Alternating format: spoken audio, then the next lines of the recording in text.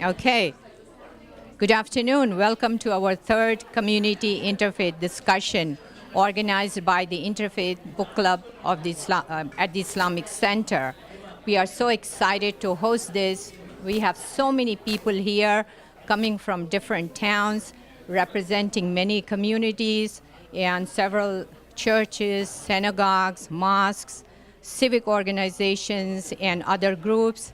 And for those of you watching us at home, I'd like you to meet some of our book club members and some community leaders. Here is Reverend Ted Krass, representing Wayland Interfaith Community, and he's the pastor for Community Methodist Church. Thank you so much, Reverend Krass, for being here. Thank you, Shaheen. I am always very, very pleased to be a part of this discussion. We meet a couple of times a year here at the Islamic Center, and although we have many different traditions, there are commonalities. We all ascribe to the Golden Rule, and also we all are Americans, and living together is extremely important, recognizing the diversity that we all have. And there is only one way to fully realize that diversity, and that's by getting to know each other. And these sessions where we get together are wonderful times to be able to do that in discussion with each other from very, very diverse communities across Wayland. So I'm so pleased to be here. Thank you. Thank you, Reverend Krass. Thank you for your support. And we are happy to be for you to be here.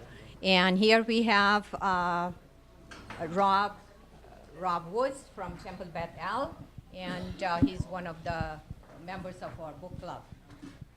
Good afternoon. I've been with the book club for about 10 years and working with Shaheen and the Interfaith Book Club continuously. We're very excited about the program today and the outreach that we're making today. I'll just let other people introduce themselves.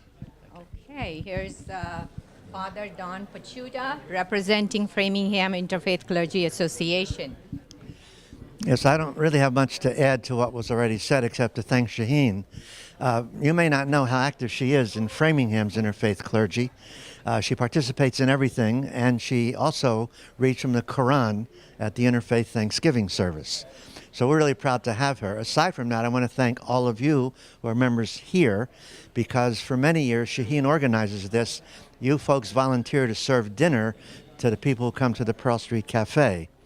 And that's, to me, that kind of kindness. I spoke on the Quran yesterday about gratitude. So I have that kind of gratitude for you, for here, for all the things you do, and for all you do for us. Thank you. Thank you so much, Father Pachuta, for your kind words. Here's Christine, one of our members of our book club, Christine Keddy. Hi, I'm Christine Keddy. I am the Associate Pastor at First Baptist Church in Westwood, and I'm very excited to have a group from our church coming today. I'm new to the book club, having met Shaheen a few months back at a missions conference, and really excited to be here, really excited to learn and grow and just be filled with all of the warmth that's in this room here today. Thank you, Christine. Thank you. And here's Marianne Borkowski from Peace Lutheran Church, Wayland. Hi. So I've been a part of the group since Shaheen had started it, and it's been a wonderful book group, and we have read some fabulous books. This is actually the third community discussion we've had around a book. And this book, Sacred Ground, has some fabulous things to share with us about how to be a more inclusive society. The book brings out the fact that the United States is one of the most pluralistic and most diverse countries in the world, and it underscores the importance that diversity doesn't just happen. You have to work at creating an inclusive community where diversity is embraced and where society works in an inclusive manner. So this book shares that, and it's always a wonderful opportunity to talk about these important things with our community members and think about how we're going to work at making our communities more inclusive. Thank you, Marianne. And here we have Judy Atcott. Mind, and Judy Rosenberg, Toby Shannock, and we will be starting our program in 15 minutes. And for those of you watching us at home, thank you for tuning in. And if you would like to join the book club, send us an email at bookclub@icbwayland.org or send a message at Facebook. Thank you. I have been involved with interfaith work for over 20 years. After 9/11, I started this interfaith book club, and our book club's goal is to foster a deeper understanding among people of all faith traditions to help us build inclusive communities. This gathering also recognizes the United Nations World Interfaith Harmony Week, where gatherings like this are happening all around the world. This discussion also complements Professor Diana Eck's work at Harvard University's Pluralism Project. Friends, you have given yourself an amazing gift by coming to this holy place. I am not saying this because we are sitting in a mosque. I am saying this because I believe we make it holy by who we welcome and how we relate to one another. In a touching verse, God says in the Quran, "No reward do I ask of you for the gift of the Quran, other than that you should love your fellow man." You should love your fellow man. In another verse, God says, "Among his signs is the creation of the heavens and the earth, and variations of languages and colors. Truly, in these are signs for those who understand." So how do we reach those who don't understand this? And how do we make the other feel included, which is the promise of America, so they can feel that this land is their land as well?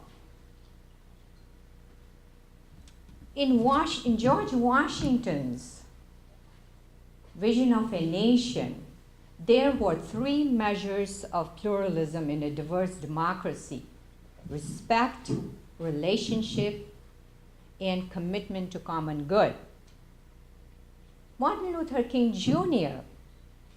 also had a vision of a nation where all communities participated in the privilege and responsibility of pluralism. The American dream, the dream of men of all races, creeds, and national backgrounds living together as brothers.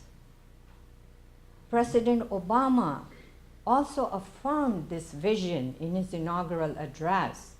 He said, "Our patchwork heritage is a strength, not a weakness. We are a nation of Christians, Muslims, Jews and Hindus, and non-believers. We are shaped by every language and culture drawn from every end of this earth. This is the promise of America." George Washington's vision of a national community. A national community. Just think about that.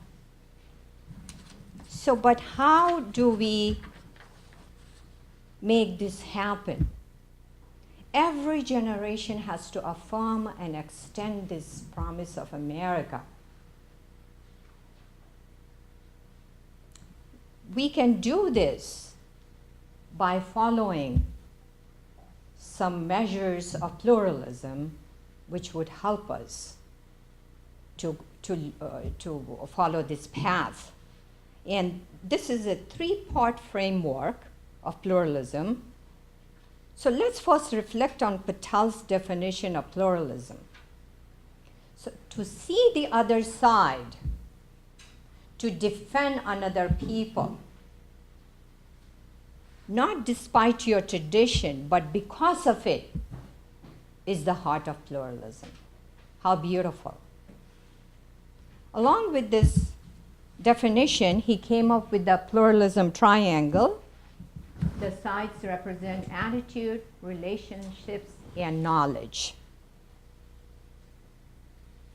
So these measures we can use in our interfaith discussions. At this point, I'd like to introduce you to a special friend of mine. She is who's following all these measures and trying to bring people together. She's an American Baptist pastor, and her name is Christine Keddy. Christine.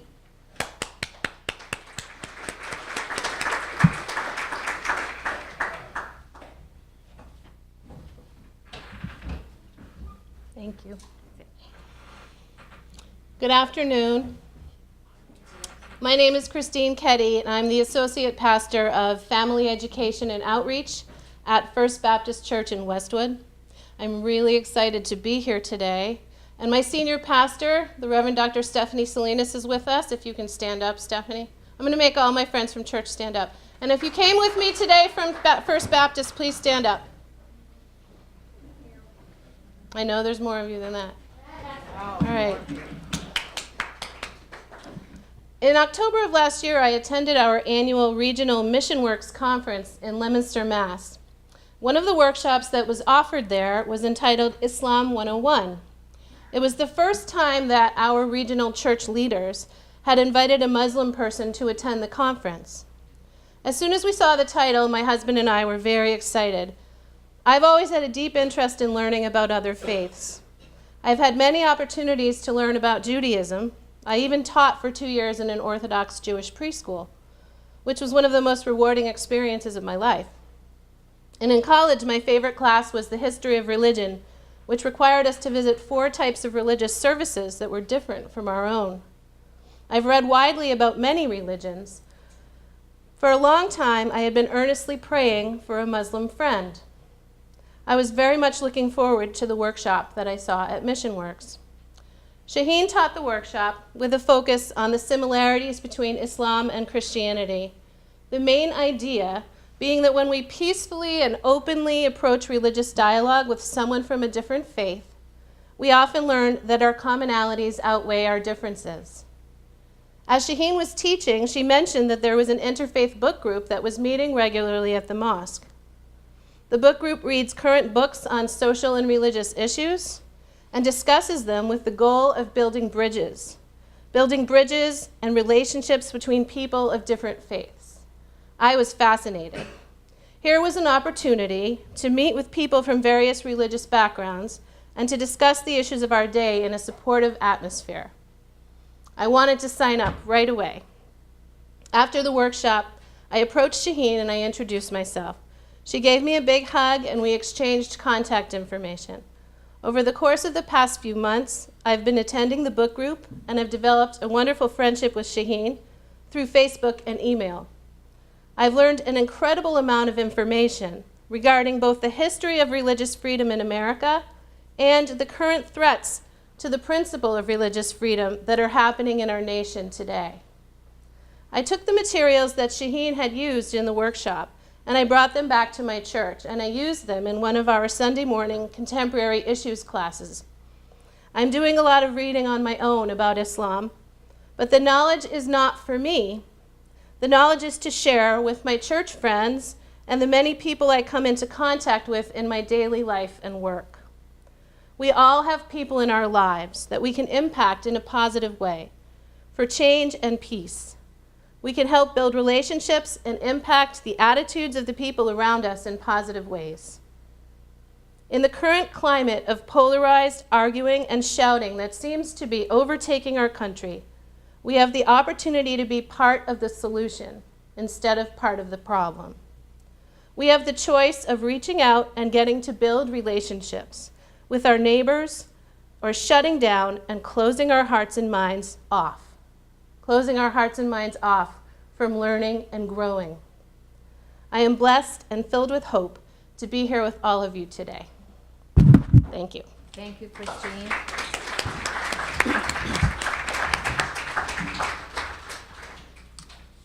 Thank you, Christine, for your wonderful interfaith journey. Now let's break into groups, and I encourage you all to share your stories of interfaith outreach and interfaith experience, and so we all can learn from each other. Now, let me just give you some guidelines for groups. I know you're all sitting comfortably with friends, but you will have to move around and change your seats.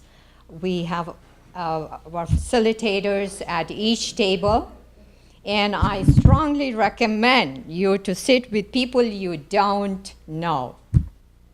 All right, and also try to make sure that multiple faiths are represented at each table. And so you have 1 hour for discussion, and then we will debrief. So now let's move around. Let's transition.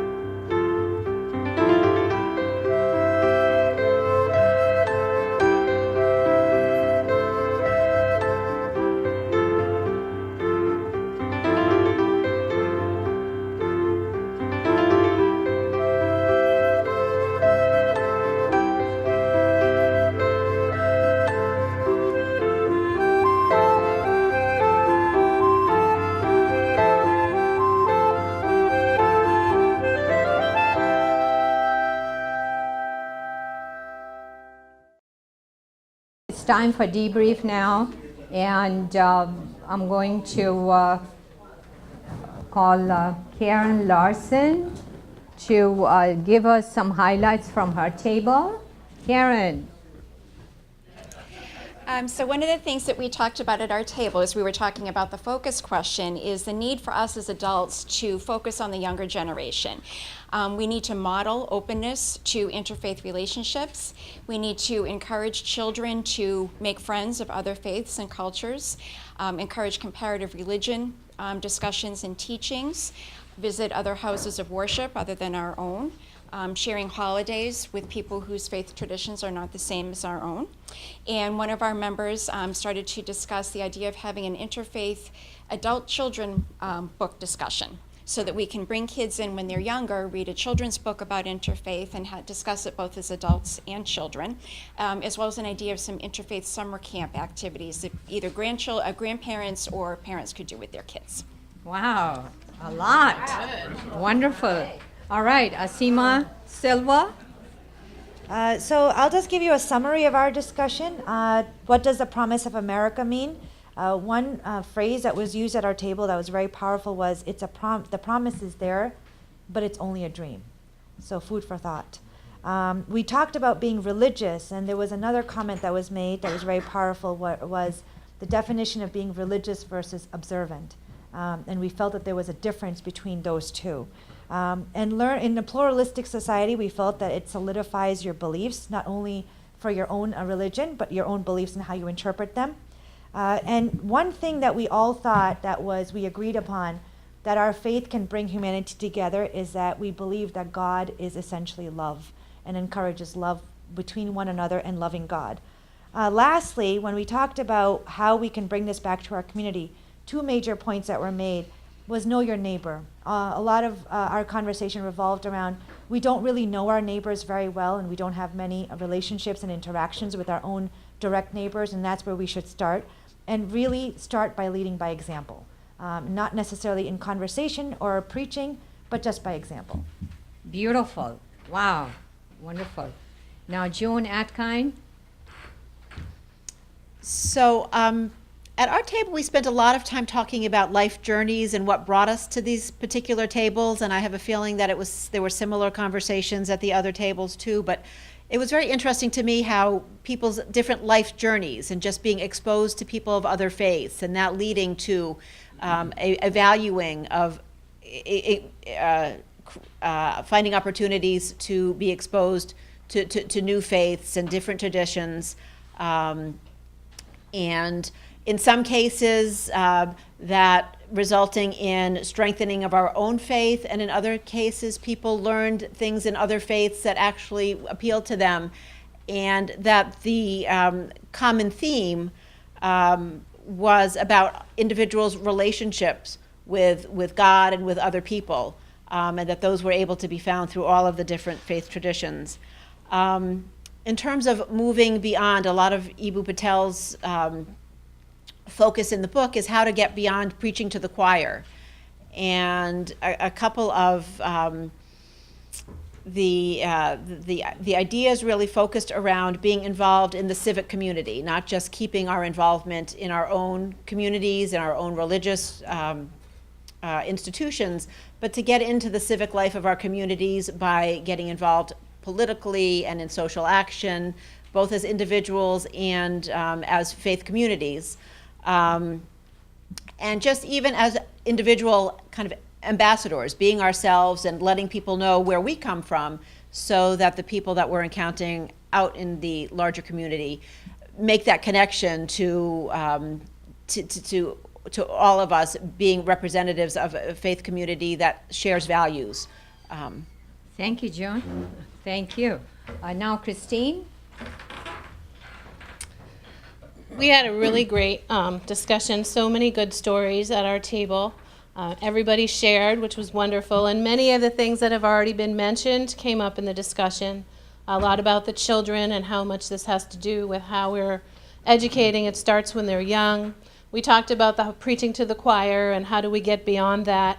And one of the ways we talked about ways to get beyond that is by doing interfaith projects together, such as Don talked about his group that has a meal that they serve to the hungry, and the team of people who put together the meal are from all different faiths, and they work together to make this community event happen.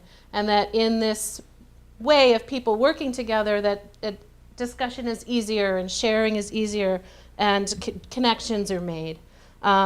And one of the things we talked about too was the one-on-one, and something that's important to remember is patience, that things will change. I remember in the book, Patel talks about the Irish and how many, many years ago they were maligned, and you look at it now and it's like nobody would even think that, anything.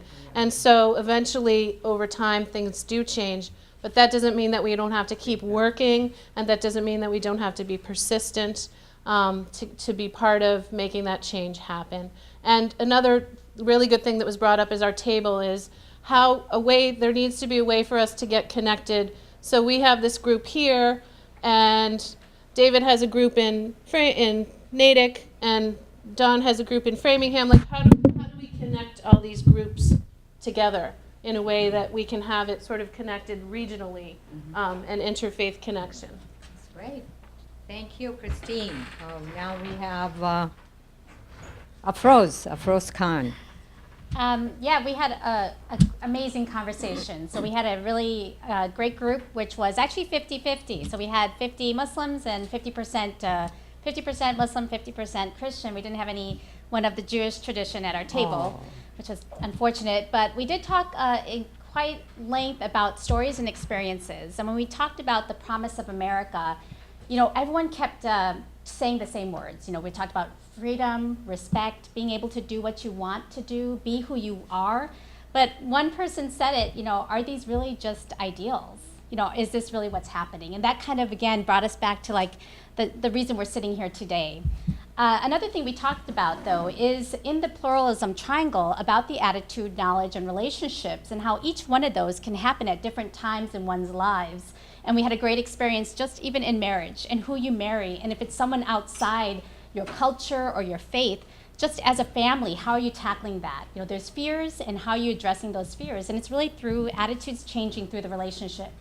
So as a result, then, we finally ended on the whole topic of what could we do to make sure we continue and strengthen the relationships, and probably trying to not have as much of the prejudices that we see happening. And so we finally talked a little bit about actions. And while we looked at community actions at a larger level, we came down to really simple examples of just having someone over for tea, for coffee, for a conversation, for a walk. And that relationship, really one-on-one, is really precious, and it could do so much. So that's what we talked about. Thank you. Thank you, Afroz. And Rob? Good afternoon.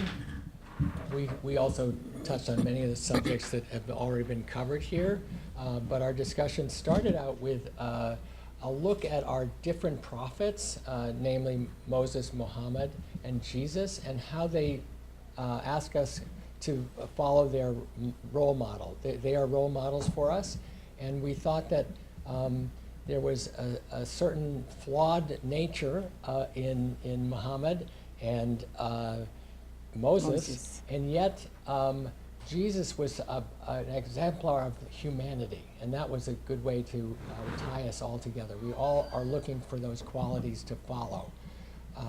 We also told a few personal stories that were exemplary about how we can reach across the aisle, as it were, to a different religion and enjoy learning from going to Ramadan with a Muslim family, or celebrating Sukkot with a Jewish family. So some of the actions that we would like to see is meet people in libraries, meet people on the streets. And somebody said, just build curiosity about the other religions. And he said that coming from India, Habib said, coming from India, there was sort of a quietness about Americans talking about religion. They were hesitant to do that. Don't be hesitant. Be curious. Try to explore what goes on with other people. So that's how you build the bridges. And that was a good phrase, I thought. Build curiosity. And then the other examples that came up at our table were share the holidays. And the kids, for example, think the sukkah, which is a temporary shelter, is some kind of fort. So they get excited about the Sukkot holiday. And basically just be open to exploring other people's religions and learn from that, and we'll be in a better place next year.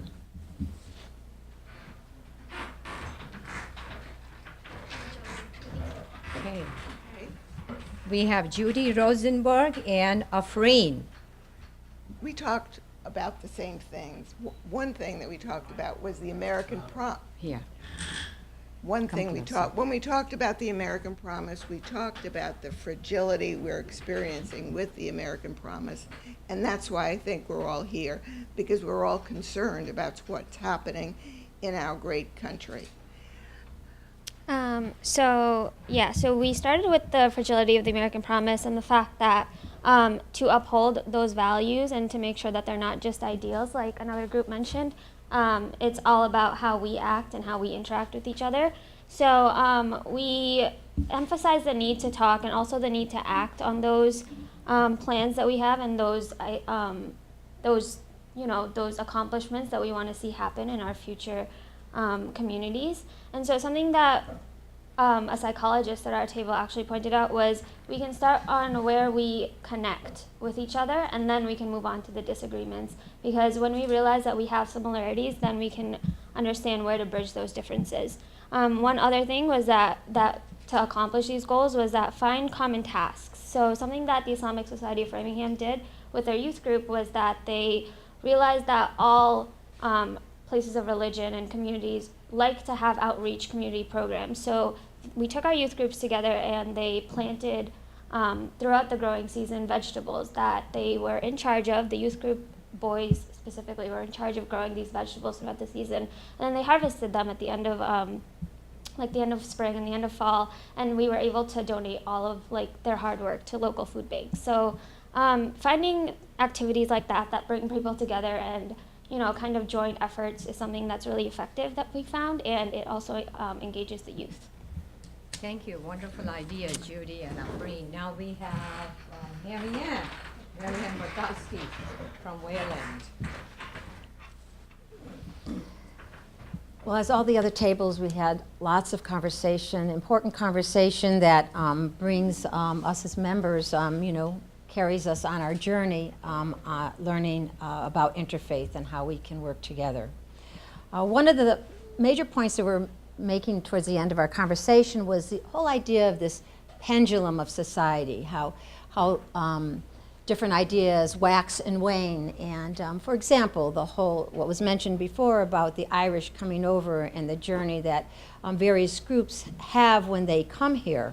Of course, the importance is what we're doing about that pendulum to push that pendulum in directions that we want it to go.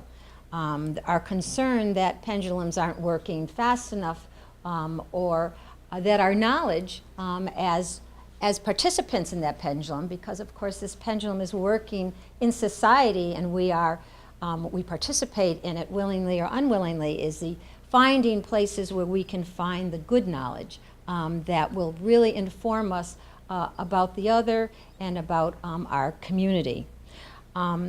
One of our members had given us this wonderful example of a wheel. And he said this example, our 92-year-old participant, this example came from an Anglican priest who shared that the world is like this, a wheel, and that the various religions are on the outside of the wheel, and the spokes represent God or gods that lead to the center where humanity lives. So the whole idea of us working together towards our commonalities and working together, because obviously that wheel isn't going to work unless we're working together. We also mentioned how difficult sometimes it is to speak up. Well, actually, let me take a step back. Some people have mentioned about how diverse society is now. People talked about working in workplaces where there was a lot of diversity, and we're hoping that as we go back to our workplaces, we have more of an opportunity to talk about the fact that we were in an interfaith discussion, and that young people in schools find themselves also in much more diverse situations, social situations, and school situations than many of us adults who were sitting at the table. At one point, we did comment about how important it was to have people who are willing to speak up, that speaking up takes courage, that we had to exhibit that courage, and how difficult that can be, especially for those who take the lead in such areas. So Shaheen here has been working, certainly even before 9/11, but since 9/11 in a very visible way, and as we know, and as one of the reasons that we are all sitting here, in an environment that can be very hostile. And so without such leadership by individuals like Shaheen, and our own self taking that responsibility to stand shoulder to shoulder with her, we can build a better and more inclusive world. And like that promise of America that we've all talked about and want, whether it's an ideal or a reality, we want it to be the reality that we live in, that our children are going to live in, and our grandchildren. So thank you, Shaheen, for bringing us together today, and thank you all for coming. And I want you actually to turn to each other and thank each other for coming. Okay.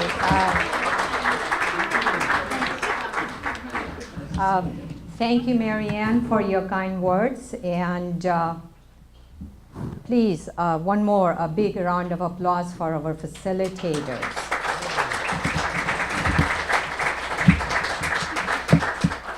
Now, we all heard some wonderful stories and inspiration. Now, I want to share my story, which brought me to interfaith work. I draw a profound lesson of interfaith cooperation from Prophet Muhammad's example.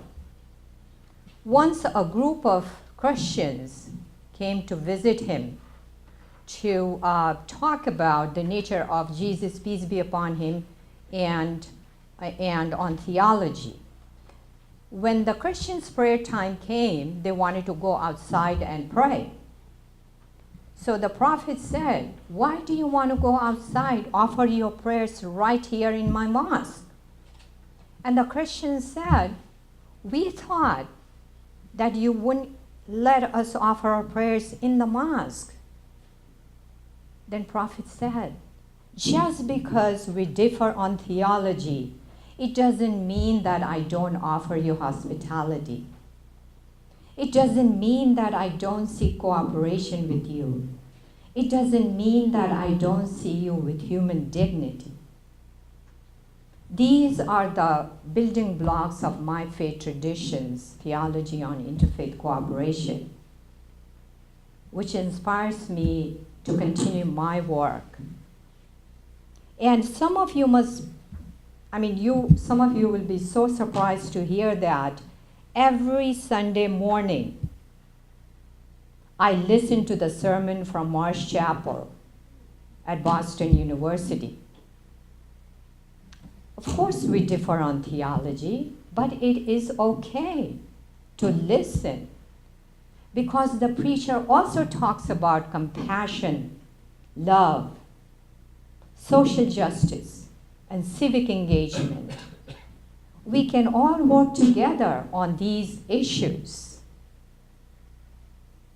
Friends, it would be a mistake to look at the darkest forces within the current state of affairs. We can do better. We can do better. And the question is whether God can bring peace to the earth. The question is, can we come together, work together, and respect one another? So I ask you all that we can maintain our distinctiveness while we become ambassadors of pluralism. And by following the pluralism triangle measures, we can transform ourselves in our communities, nation, and world. Well, some of you must be thinking, yeah, she's preaching to the choir. Maybe. But, the point I'm trying to make is that we need to be better at our song of interfaith cooperation. And we need to sing loudly so we can reach faraway places so more people can join in the song. So it is good for us to come together as a community to get the spirit of national community as George Washington visioned and get recharged and go out in the world. So I hope that gatherings like this, would take place in every town. And I hope we would continue this conversation because we have to keep working to keep the promise of America alive. It is our turn. It is our responsibility. Because the most American thing we can do is to stand up for someone else. So gratitude to each one of you for being with us here today as we seek to increase appreciation, love, compassion, and mutual understanding among all people. God bless you all. Thank you, and peace be with you. Thank you. Thank you.